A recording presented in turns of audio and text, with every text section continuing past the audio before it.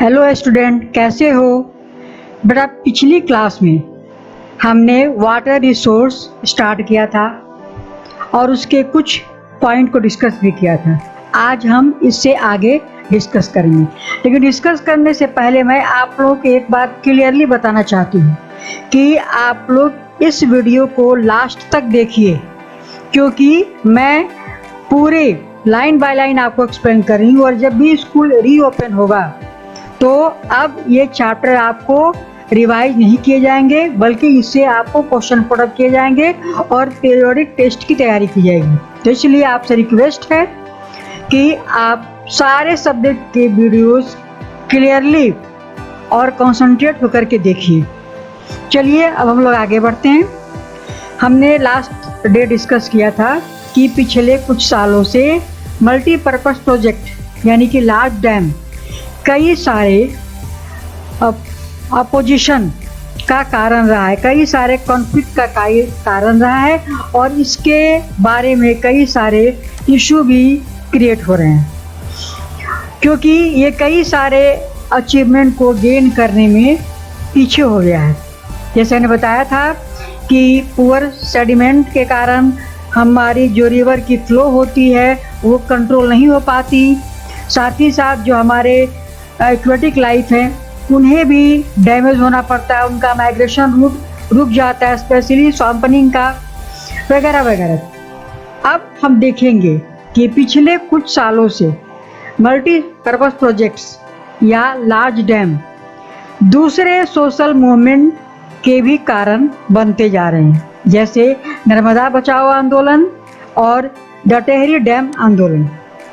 और इसके पीछे सबसे प्रमुख कारण है लोकल कम्युनिटी का लार्ज स्केल में डिस्प्लेसमेंट होना। एक्चुअल में लोकल कम्युनिटी अपना सब कुछ, जो भी उनकी छोटी मोटी जायदाद या ज़मीन होती है, वो नेशन के बेटरमेंट के लिए या नेशन के डेवलपमेंट के लिए अपने देश को, अपने कंट्री को दे देते हैं। लेकिन जब डैम बनता है तब उनको इसका बेनिफिट ना के बराबर मिलता है। अब सवाल ये उठता है कि अगर लोकल कम्युनिटी को बेनिफिट नहीं मिलता तो आखिर ये बेनिफिट किसको मिलता है, ये सुविधाएं किसको प्राप्त होती हैं? तो नो डाउट बेटे कि ये बड़े बड़े जो लैंड ऑनर्स हैं, लार्ज फार्मर्स हैं, इंडस्ट्रियलिस्ट हैं और जो अर्बन सेंटर्स हैं, उनको इस डैम के वाटर की फैसिलिटी प्रोवाइड की जाती है। और इसीलिए कई सारे एनजीओ भी क्रिएट हो गए हैं, जैसे नर्मदा बचाओ आंदोलन या सेव नर्मदा मूवमेंट एक एनजीओ है, जिसे हम कहते हैं नॉन गवर्नमेंटल ऑर्गेनाइजेशन। और ये ऑर्गेनाइजेशन मोबिलाइज किया गया है वहाँ के ट्राइबल पीपुल के द्वारा, फार्मर्स के द्वारा, इन्वायरमेंटलिस्ट के द्वारा, ह्यूमन राइट्स के द्वारा। और इनका मेन मकसद है सरदार सरोवर डैम जो नर्मदा रिवर के ऊपर गुजरात में बनाया जा रहा है, उसको किसी भी तरह से रोका जाए। और इनके रोकने का इनके पास दो कारण है, वो दो बातों पर फोकस कर रहे हैं। एक तो बड़े बड़े लार्ज डैम या बड़े बड़े डैम बनने के कारण हमारा इन्वायरमेंट डैमेज होता है, क्योंकि बड़े अमाउंट में हमारे ट्रीज कट होते हैं या कई सारे फील्ड डैम के वाटर में सबमर्ज हो जाते हैं। और दूसरा उनका जो फोकस है वो है उन पुअर पीपल को फिर से स्टेबल करना जो रिप्लेस हो जाते हैं due to build of large dam. और उनका ये कहना है कि जो रिप्लेस होते हैं, जिनकी ज़िंदगी इसमें वर्स्ट होती है, उसे गवर्नमेंट को फिर से रिहेबिटेट करना चाहिए। इसके अलावा लार्ज डैम से और भी कई सारी कमियां उभर करके आती जा रही हैं। पहला, जैसे हमने पढ़ा, कई कारण हैं, उनमें से कुछ कारण ये भी हैं कि आप जानते हो कि जब वाटर की फैसिलिटी अवेलेबल हो जाती है तो फार्मिंग का पैटर्न भी चेंज हो जाता है। पहले जो हम खाने के लिए प्रोडक्शन करते थे, अब वो कमर्शियल प्रोडक्शन का रूप ले लिया है। और इस कारण से बड़े पैमाने पे इरिगेशन की जाती है। इस इरिगेशन के कारण हमारा सॉइल जो है वो सैलाइन हो रहा है, जिसे हम कहते हैं नमकीन। दूसरी तरफ हमारा समाज, हमारी सोसाइटी के लिए एक लार्ज सोशल लैंडस्केप तैयार हो रहा है, यानी कि सोशल गैप बड़ी तेजी से तैयार हो रही है। कहने का मतलब कि जो रिचर लैंड ऑनर्स हैं और जो लैंडलेस पुअर हैं, उनके बीच एक बड़ी खाई क्रिएट हो रही है। इसके साथ साथ डैम कई सारे कॉन्फ्लिक्ट्स के कारण भी बनते हैं। पीपल और जो इंडस्ट्रियलिस्ट है उनके बीच। आपने गुजरात का एक एविडेंस सुना होगा, और अगर नहीं सुना है तो आज समझ लीजिए कि गुजरात में जो साबर नदी या साबरमती बेसिन है, वहाँ के फार्मर ने कई बार अर्बन एरिया से कॉन्फ्लिक्ट कर लिया, झगड़ा हो गया, राइट हो गया ड्रॉट के समय। कारण क्या कि ड्रॉट के समय जब फार्मर को वाटर चाहिए होता है इरिगेशन के लिए, तब उस डैम का वाटर अर्बन एरिया में सप्लाई कर दिया जाता है। और यही कॉन्फ्लिक्ट का या विवाद का या दंगे का कारण होता है। कुछ और भी कारण है, जैसे मल्टीपर्पस को जिस पर्पस से, मल्टीपर्पस प्रोजेक्ट को जिस पर्पस से बनाया गया था, उस पर्पस को अचीव करने में वो टोटली फेल्यूर रही है। डैम का मेन कारण था फ्लड को कंट्रोल करना। मेन मकसद पहले स्टार्टिंग में यही था, इरिगेशन के साथ साथ फ्लड को कंट्रोल करना। लेकिन मैंने अभी आप लोगों को जस्ट पिछले क्लास में डिस्कस किया है कि चूंकि डैम के कारण रिवर का जो नेचुरल फ्लो है वो ऑब्स्ट्रक्ट हो जाता है, इसलिए उसके बेस पे सेडिमेंटेशन हो जाता है और इस कारण से रिजर्वियर जो है वो उथला हो जाता है। और जब हल्की भी बारिश होती है या हैवी रेनफॉल होता है, तब वो आसपास के एरिया को फ्लड कंट्रोल करने की जगह पे अपने वाटर से सबमर्ज कर देती है।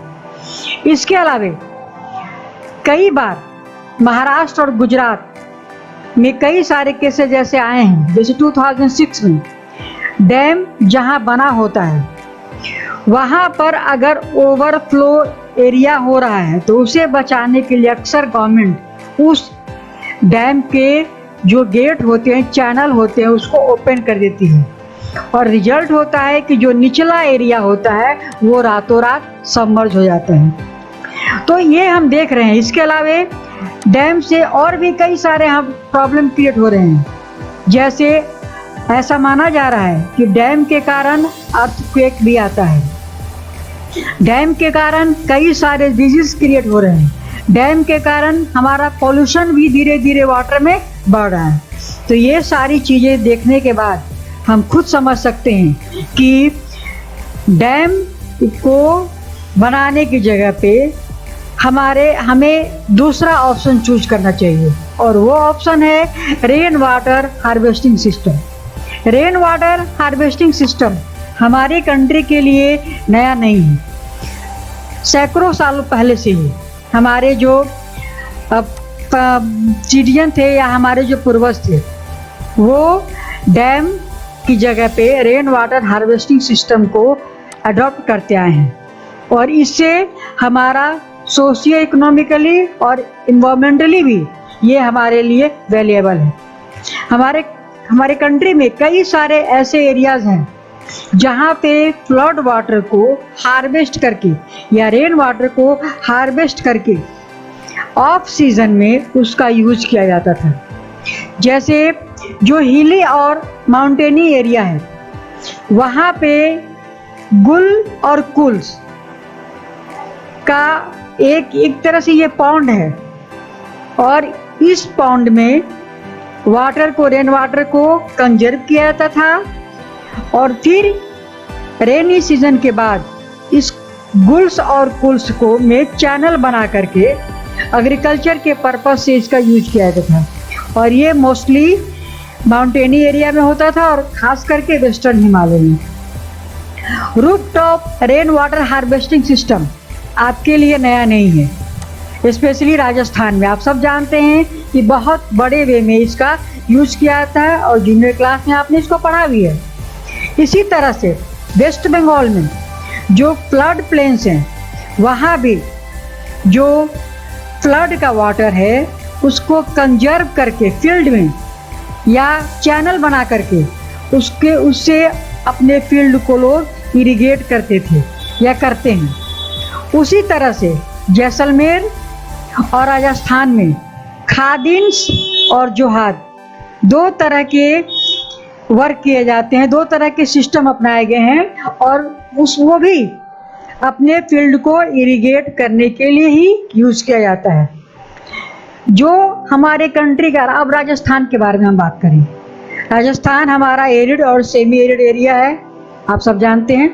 तो राजस्थान में 3 प्लेस ऐसे हैं जैसे बीकानेर, फालोदी और बरमर, जहाँ पे करीब करीब हर घर में रेन वाटर हार्वेस्टिंग सिस्टम है। वहाँ पे हर घर में अंडरग्राउंड टैंक बनाया जाता है और उस टैंक में वाटर को स्टोर किया जाता है और फिर उस वाटर को ड्रिंक करने के लिए यूज किया जाता है। और कई सारे फालोदी में तो कई सारे टैंक ऐसे हैं जो 6.1 मीटर डीप हैं, 4.27 मीटर लॉन्ग है और 2.44 मीटर्स वाइड है। और इस टैंक का सीधा कनेक्शन होता है रूफटॉप से।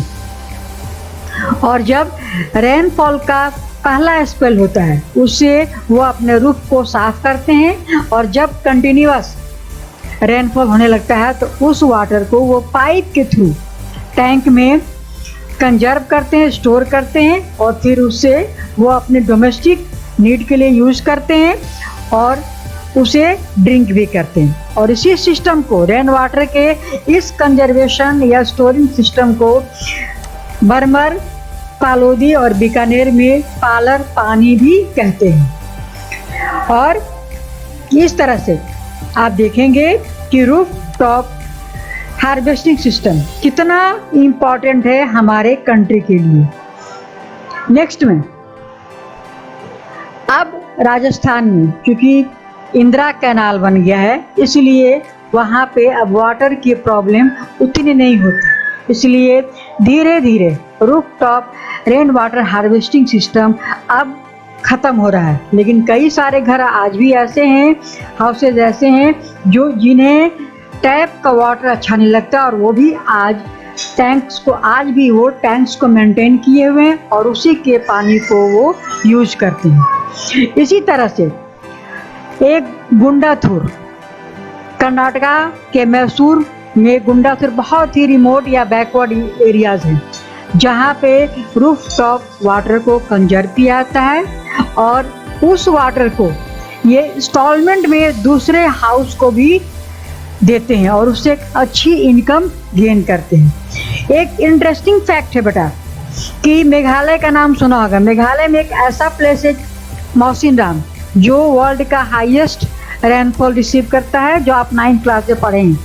लेकिन उससे ठीक 50 किलोमीटर दूर शिलोंग जो मेघालय की राजधानी है, वहाँ पे वाटर स्केर्सिटी बड़े पैमाने पर पाई जाती है और वहाँ के लोग हर घर में करीब करीब वहाँ के लोग रेन वाटर को हार्वेस्ट करते हैं और जितना भी उनका नीड है उसका 15 to 25% वाटर वो उसी रेन वाटर हार्वेस्टिंग से यूज करते हैं और अपना काम करते हैं। उसी तरह से तमिलनाडु हमारे कंट्री का पहला स्टेट है जहाँ पे rain water harvesting system compulsory है और जिन घरों में रेन वाटर हार्वेस्टिंग स्ट्रक्चर नहीं है उन्हें लीगली पनिश किया जाता है। फिर हमारे कंट्री में एक और भी सिस्टम है मेघालय में जिसे हम कहते हैं बम्बू ड्रिप इरिगेशन सिस्टम और ये 200 इयर्स पुराना है।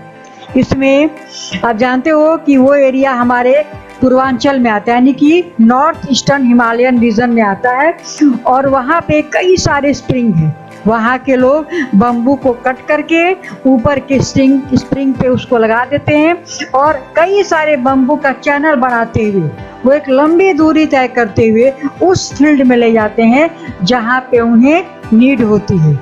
और वहाँ पे उस बम्बू के द्वारा ड्रॉप बाय ड्रॉप वाटर उनके फील्ड को मिलते रहता है।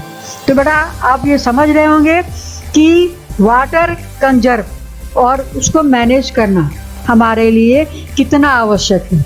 धीरे धीरे वर्ल्ड में वाटर की जो अमाउंट है कम हो रही है, इसलिए आपको हम सबको इस बारे में अवेयर होना बहुत ही आवश्यक है कि वाटर कंजर्वेशन या how could we save our water, ये हमारे लिए कितना कंपल्सरी है, हमारे खुद के सर्वाइव के लिए, हमारे अर्थ के लाइफ के लिए। Thank you and good bye.